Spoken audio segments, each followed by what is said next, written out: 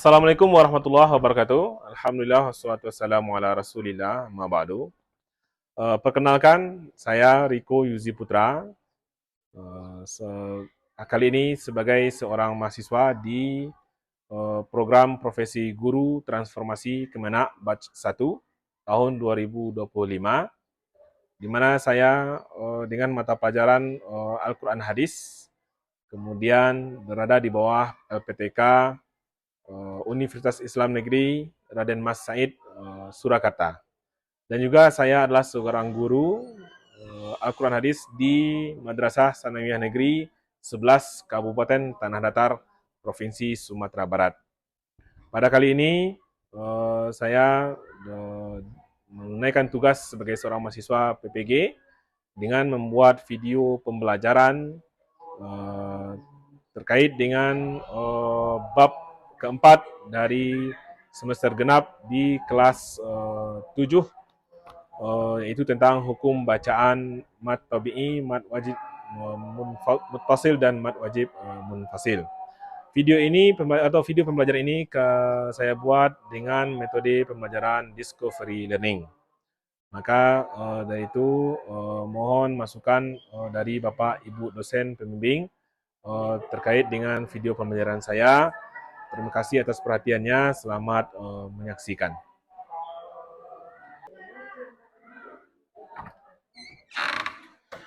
Assalamualaikum warahmatullahi wabarakatuh. Waalaikumsalam warahmatullahi wabarakatuh.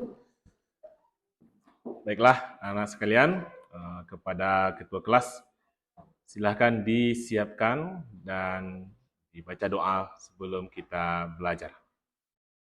Israel berdoa.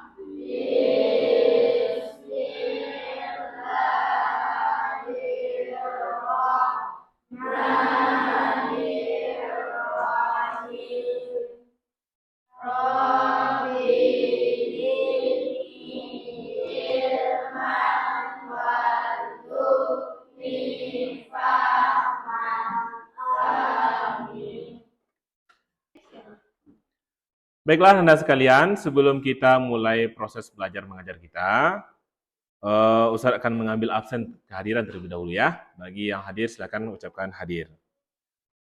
Ade Putra, Alfi Hasanah, Angelika Fernando, Azra Octavia, Cahya Ningrum. Dah. Baiklah Anda sekalian, mari kita siapkan suasana kelas kita sebelum kita mulai belajar. Mulai dari kerapian kita, semuanya sudah lengkap alat belajarnya? Sudah? Buku tulisnya, buku paketnya sudah ya? Nah, kemudian duduknya sudah dirapikan semuanya ya? Baiklah. Selanjutnya kita akan mulai pelajaran kita pada hari ini, yaitu pada mata pelajaran Al-Quran Hadis. Baiklah Anda sekalian, kita hari ini akan belajar bab yang keempat, yaitu tentang hukum bacaan mad tabi'i, wajib muttasil, dan jaiz munfasil. Nah, pertama-tama Ustadz ingin memberikan motivasi kepada anda sekalian, bahwasanya kita sebagai seorang muslim sepatutnya juga menguasai ilmu tajwid. Nah, kenapa kita perlu mempelajari ilmu tajwid? Karena kita diharuskan untuk membaca Al-Quran, beribadah dengan membaca Al-Quran. Maka dengan membaca Al-Quran, dengan cara yang benar, kita membutuhkan untuk menguasai ilmu tajwid. Maka dari itu, sejatinya kita memiliki semangat untuk mempelajari ilmu tajwid. Nah, Anda sekalian, pertama Ustaz ingin bertanya terlebih dahulu ya. Apakah Anda sudah mengetahui apa keutamaan pahala yang dijanjikan Allah setiap kali kita membaca Al-Quran? Apakah ada yang mau menjawab? Ya, ya silakan. Setiap membaca Al-Quran mendapatkan 10 kali lipat pahala dari setiap satu huruf dalam Al-Quran. Masya Allah. Masya Allah, benar sekali Angelika ya. Jadi, anak-anak sekalian semua, berdasarkan jawaban dari Angelika tadi, berapa pahala yang kita dapatkan setiap satu huruf yang kita baca? 10 kali lipat. Maka, kalau kita meluangkan waktu kita membaca Al-Quran setiap hari, maka bayangkan betapa banyaknya pahala yang akan kita kumpulkan di akhirat kelak. Nah, anak-anak sekalian, penting juga bagi kita untuk bersikap kritis, mempertanyakan diri kita sendiri, apakah bacaan yang kita baca itu sudah benar atau belum. Maka kita tidak boleh pasrah beranggapan kalau bacaan Al-Quran kita itu sudah pasti benar. Kenapa? Karena kita dengan sedikit ilmu mungkin yang baru kita dapatkan, masih banyak di luar sana pembahasan-pembahasan yang belum kita ketahui. Maka dari itu, kita hari ini belajar memperdalami ilmu tajwid terkhusus dalam pembahasan mat, tobi'i. Namun kita juga hati-hati, kalau seandainya kita sudah mengetahui suatu ilmu, jangan sampai kita juga bersikap sombong. Tidak boleh. Baru sekali belajar ilmu tajwid, lalu kita mengatakan diri kita sudah menguasai. Jadi, Ustadz mengingatkan kita semangat dalam mempelajari ilmu tajwid, namun kita juga harus hati-hati, jangan sampai kita sombong. Baiklah, saudara sekalian, sebelum kita memasuki materi yang akan Ustadz jelaskan, pertama Ustadz ingin menghadirkan kepada anda sekalian, apa tujuan utama dari kita membahas materi ini. Mari kita perhatikan ke slide yang ditampilkan di sini. Apa yang pertama? Meningkatkan kecintaan peserta didik terhadap Al-Quran dan hadis. Nah, mudah-mudahan dengan mempelajari ilmu tajwid ini bisa menambah kecintaan kita terhadap Al-Quran. Yang kedua, membekali peserta didik dengan dalil-dalil yang terdapat dalam Al-Quran dan hadis sebagai pedoman dalam menyikapi dan menghadapi kehidupan. Agar kita terbiasa, setiap kita menghadapi masalah dalam kehidupan, maka kembalilah kepada Al-Quran dan hadis. Yang ketiga, meningkatkan kekhusyuan peserta didik dalam beribadah, terlebih ketika sholat. Dengan menerapkan hukum bacaan tajwid serta isi kandungan surah atau ayat dalam surat-surat pendek yang mereka baca. Jadi, ketika kita sholat, di antara rukun sholat itu juga ada membaca Al-Fatihah, dan juga sunnahnya yaitu membaca ayat pendek. Maka dengan mempelajari tajwid ini, mudah-mudahan itu dapat membuat sholat kita lebih baik. Pada pertemuan kali ini, anak-anak sekalian, pertama, Ustadz akan menjelaskan materinya dan menampilkan nanti slide terkait dengan materi itu, dan juga yang juga ada di buku paket anak-anak sekalian. Maka Ustadz meminta anak-anak sekalian untuk mengamati dan memperhatikan materi yang saya sampaikan. Kemudian setelah itu, nanti kita akan berbagi dalam beberapa kelompok. Anda akan bagi dalam beberapa kelompok untuk menyelesaikan tugas sebagai pendalaman terhadap materi tadi, di mana Anda nanti akan diminta untuk mencarikan contoh-contoh mat tobi'i di dalam Al-Quran. Nah, setelah itu nanti kita mintakan untuk mempresentasikannya, dan kalau ada nanti yang akan bertanya, silakan kita diskusikan bersama. Nah, sejalan itu nanti Ustadz akan hadir ke setiap kelompok untuk memfasilitasi dan memberikan arahan dan menjawab setiap pertanyaan yang Anda keragui. Nah, dipahami semuanya? Nah, baiklah, bab yang akan kita bahas yaitu bab yang keempat. Nah, judulnya adalah hukum bacaan mad tabi'i. Untuk pertemuan kali ini kita akan fokuskan kepada pembahasan tentang hukum bacaan mad tabi'i. Sebelum kita Ustaz mulai menjelaskan ya, Ustaz ingin bertanya terlebih dahulu. Mungkin Anda sebelumnya sudah pernah belajar ilmu tajwid, entahkah itu di TPA, di SD dan lain sebagainya ya. Sekarang siapa yang sudah tahu di antara Anda sekalian apa yang dimaksud dengan mad? Ya, Ustaz. Ya, silakan Ade. Mad adalah memanjangkan suatu bacaan yang ada dalam Al-Quran. Memanjangkan suatu bacaan dalam Al-Quran, benar sekali. Baiklah Anda sekalian, sekarang Ustadz ingin menjelaskan tentang materi mad tabi'i ini. Mari kita perhatikan ke slide yang Ustadz tampilkan di sini. Bacaan mad itu adalah ketika kita memanjangkan bacaan dalam Al-Quran. Secara ilmu tajwid, bacaan mad itu terbagi kepada dua. Yang pertama yaitu dikenal dengan istilah mad tabi'i. Kemudian yang kedua dikenal dengan istilah mad far'i. Nah, kemudian mad far'i itu terbagi kepada dua. Mad wajib muttasil dan mad jaiz munfasil. Itu yang akan menjadi bahasan kita dalam bab ini. Walaupun sebenarnya mad far'i itu dia terbagi kepada 14 macam mad.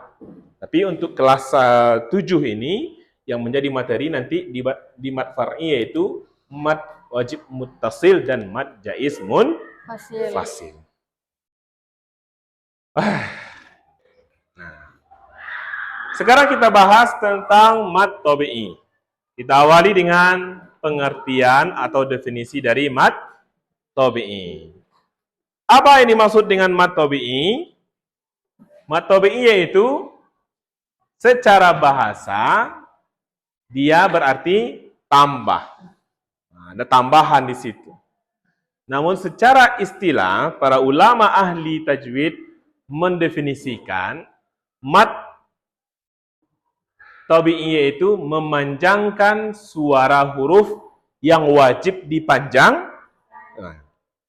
Jadi mad tabi'i ini ketika kita bertemu dengan beberapa huruf tertentu, yang mana huruf itu wajib untuk kita panjangkan saat membacanya. Nah, apa saja huruf itu? Huruf mad tabi'i itu ada berapa? 3. Yang pertama yaitu huruf alif, yang kedua huruf waw, dan yang ketiga huruf ya. Nah, ketiga huruf ini dikenal dengan huruf mad. Nah, mad tabi'i atau sebagian ulama juga menyebutkan mad tabi'i ini sama dengan apa? Mad asli. Nah, itu dia. Nah, kemudian Anda sekalian, apa syarat ketiga huruf ini dia dibaca panjang menjadi mad tabi'i? Syaratnya itu apa? Apabila waw terletak setelah huruf yang sebelumnya berharakat dhammah, atau ya terletak setelah huruf yang sebelumnya berharakat kasrah, atau alif yang sebelumnya terletak huruf yang berharakat fathah. Nah, contoh kumpulan dari ketiga huruf ini terdapat dalam kata, nah ini dia ya,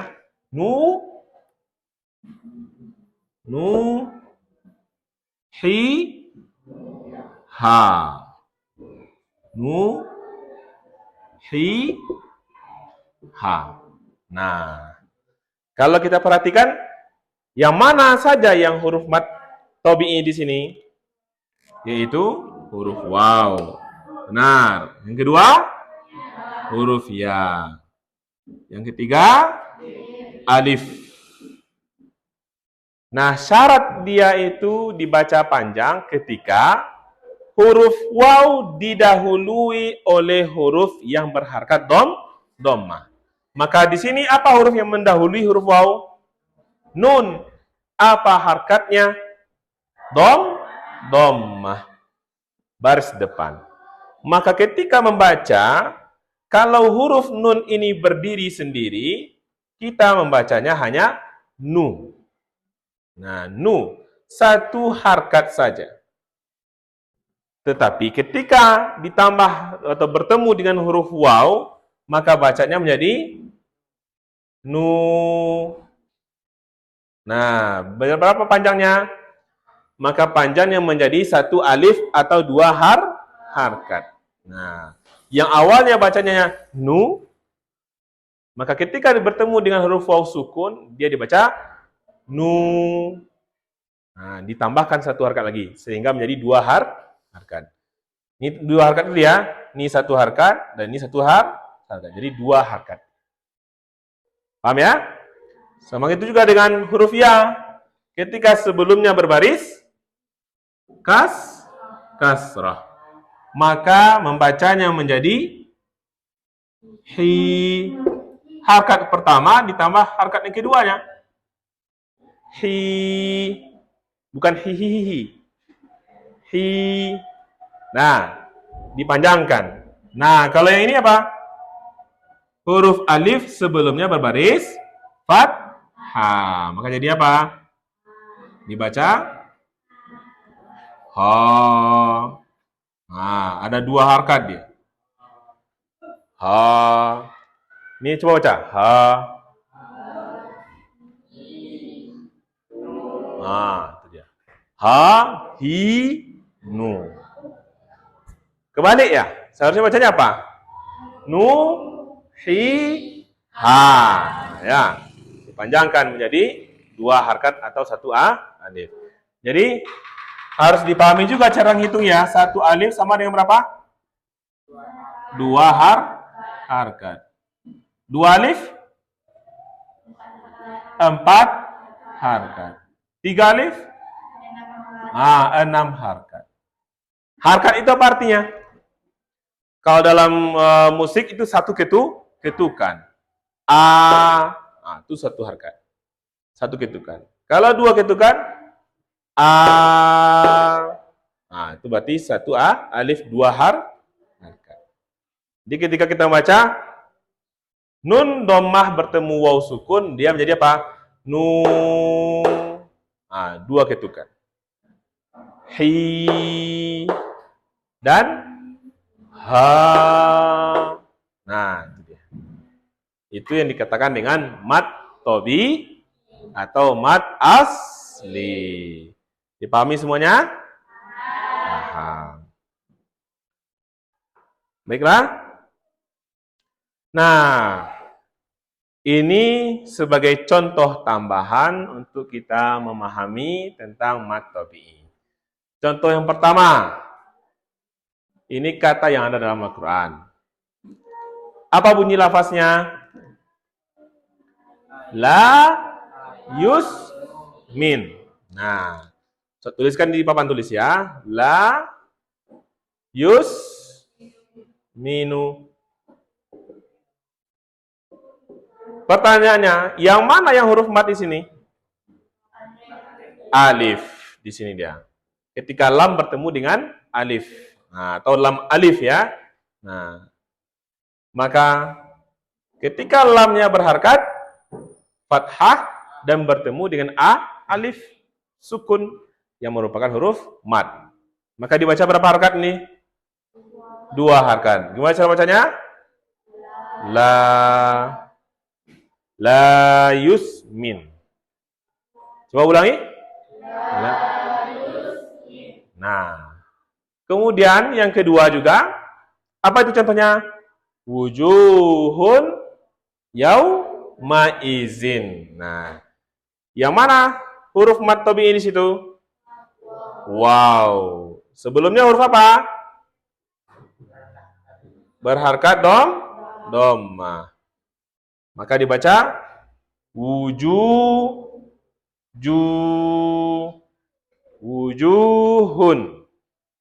Coba ulangi.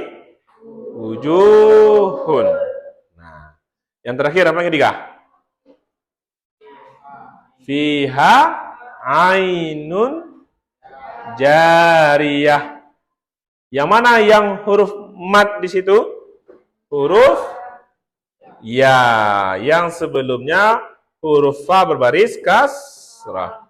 Maka dibaca fiha.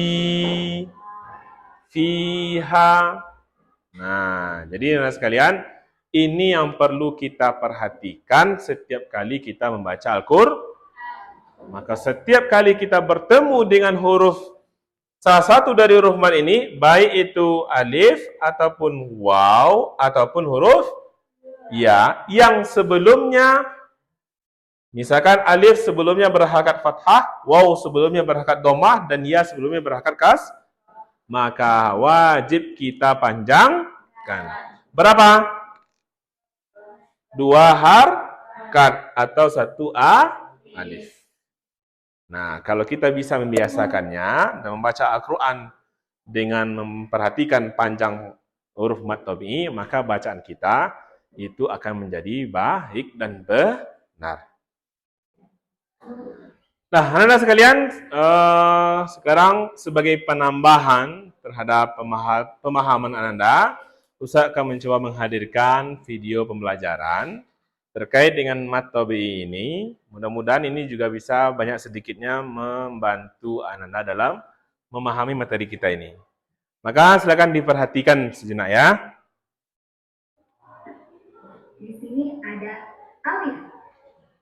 Nah, Alif syaratnya jika alif ini didahului oleh huruf yang berharakat fathah. Lagi ya, yang pertama itu adalah alif yang didahului oleh huruf yang berharakat fathah. Kemudian yang kedua, jika ada ia sukun, ia sukun sebelumnya didahului oleh huruf yang berharakat kasrah. Sekali lagi ya, ada ia sukun sebelumnya didahului oleh huruf yang berharakat kasrah. Dan yang terakhir, yang ketiga, waw sukun. Waw sukun ini syaratnya jika didahului oleh huruf yang berharakat dhammah. Nah, kita ada 3. Yang pertama, alif sebelumnya ada huruf berharakat fathah, ada iya sukun sebelumnya ada huruf berharakat kasrah, dan yang ketiga ada waw sukun sebelumnya ada huruf berharakat dhammah. Lara. Nah, selanjutnya Anda, kita akan melakukan tugas kelompok. Jadi Anda saya bagi kepada 4 kelompok, 2 kelompok yang putri dan 2 kelompok yang putra. Nanti setiap kelompok Ustaz berikan tugas pertama, yaitu untuk menyimpulkan apa itu mat tabi'i dan apa syaratnya dan berapa panjang bacaannya. Dan nanti yang kedua, Ustaz akan menugaskan coba cari di dalam Al-Quran setidaknya setiap kelompok menemukan 3 contoh untuk mat tabi'i. Kira-kira dipahami ya? Nah, maka sekarang saya minta Anda untuk membagi kepada 4 kelompok. Nah, yang satu baris ini bisa dirapikan mejanya, dipertemukan, diketengahkan, lalu membuat lingkaran menjadi 1 kelompok, dan yang putra di belakang 4 orang juga 1 kelompok. Yang putri ini sudah bisa langsung 1 kelompok, dan yang 1 baris ini juga 1 kelompok. Nah, coba silakan digabungkan mejanya. Nah, diatur tempat duduknya.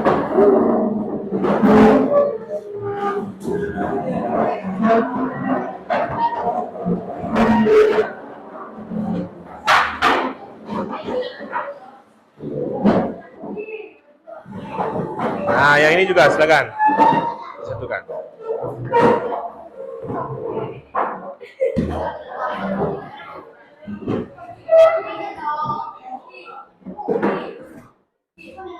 Ya, diperhatikan ya.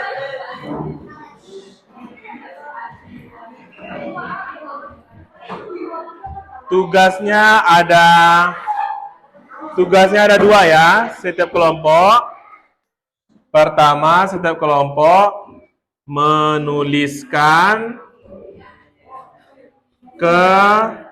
kesimpulan materi. Kedua,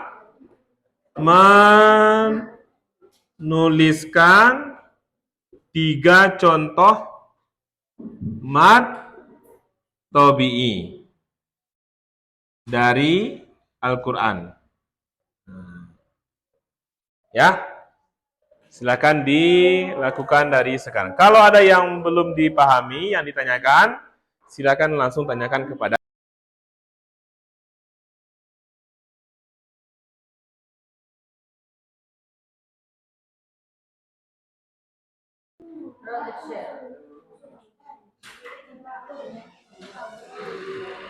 Nah, silakan dicari ya, contohnya ya. 3 contoh terkait dengan mat tabi'i.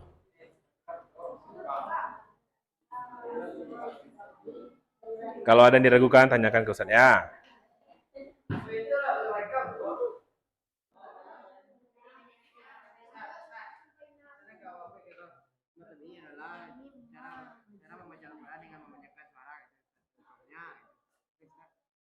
Ya, enggak. Ya gitu. B contohnya gitu tuh. Tuliskan gitu.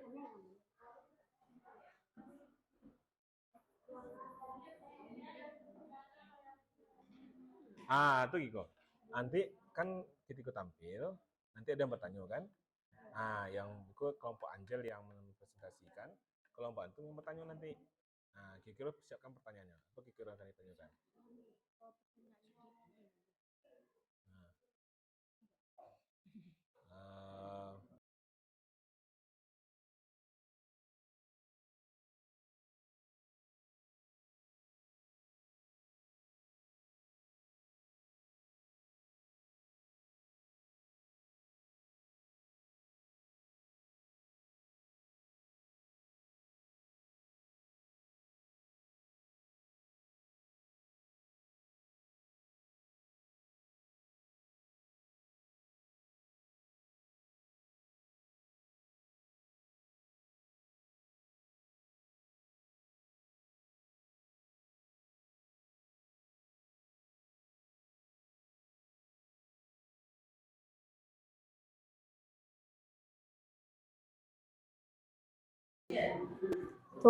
Nah, anak-anak sekalian, sekarang kita coba perhatikan presentasi dari kelompok pertama terkait dengan materi yang kita bahas.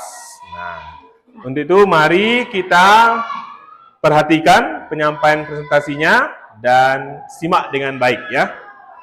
Dan kalau ada yang ditanyakan, nanti Ustaz buka sesi tanya jawabnya. Kepada kelompok pertama dipersilakan.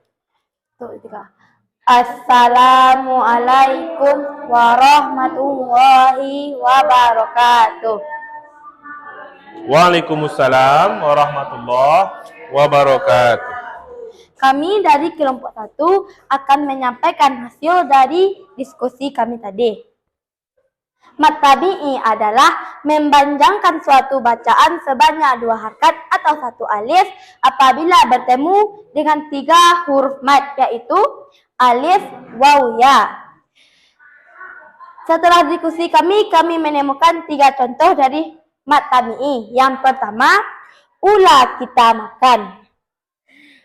Di dalam potongan ayat tersebut terdapat ma berbaris fathah bertemu dengan alif sehingga dibaca dengan 2 harakat, yaitu ma. Yang kedua, basiron, yaitu shin berbaris kasrah bertemu dengan ya mati sehingga dibaca juga dengan 2 harakat. Yang ketiga yaitu musami qablu, yaitu mim berbaris domah bertemu dengan waw mati dan juga dipanjangkan sebanyak 2 harakat. Baiklah, ada pertanyaan dari kelompok lain? Ya. Silakan. Bagaimana hukumnya huruf waw sebetulnya bertemu dengan berharakat fathah selain tambah? Tidak dipanjangkan sebanyak 2 harakat, dibaca seperti biasa saja. Ada pertanyaan yang lain? Baiklah, hanya itu yang dapat kami sampaikan. Kami akhiri dengan Assalamualaikum warahmatullahi wabarakatuh. Waalaikumsalam warahmatullahi wabarakatuh. Berikan tepuk tangan kepada kelompok.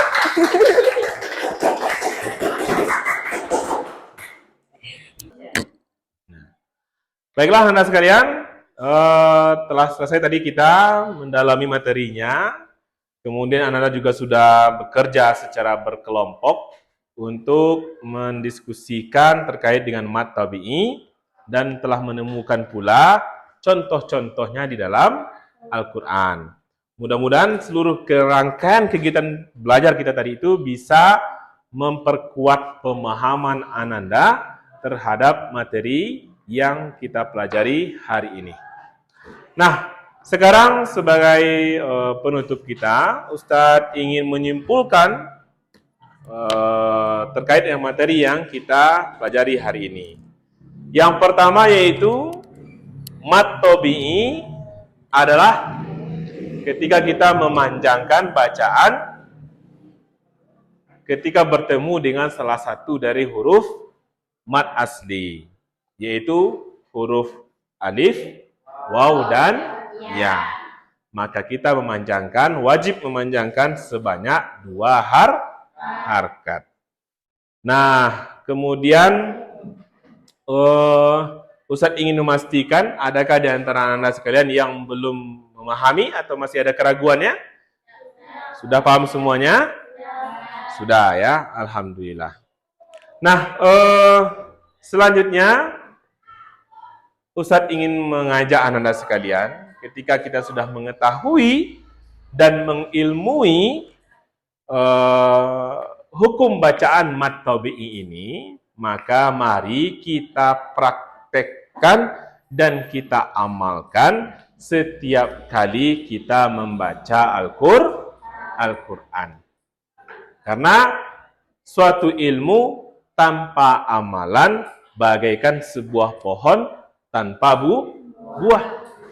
Nah, walaupun pohonnya rindang, tetapi nggak ada buahan, maka manfaatnya tidak terlalu banyak. Tetapi kalau sebuah ilmu itu kita amalkan, maka manfaatnya akan semakin luas. Untuk diri kita terutama, apalagi kalau bisa kita ajarkan kepada orang lain. Anda sekalian, nanti ketika di rumah, jangan berhenti untuk belajar tentang materi ini, tapi juga luangkan waktunya untuk memperhatikan terhadap Al-Quran, contoh-contoh baru dari mat tabi'i ini. Agar itu tetap mengasah pemahaman Anda dan tidak mudah lupa dengan materi pelajaran.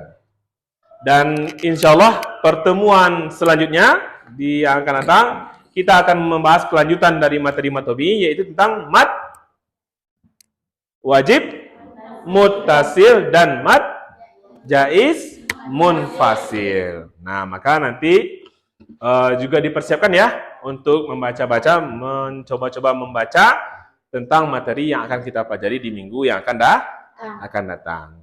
Nah, saya harapkan Anda semua tetap bersemangat, tetap optimis, dan memaksimalkan waktunya untuk produktif dalam belajar sebagai seorang penuntut ilmu.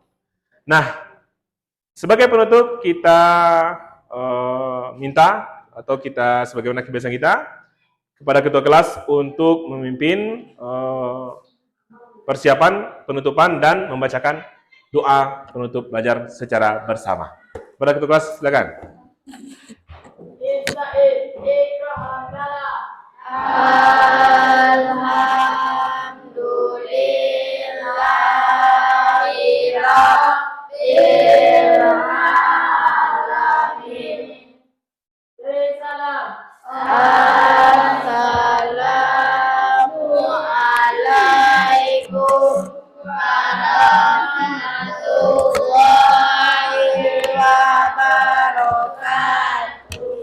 Waalaikumsalam warahmatullahi wabarakatuh.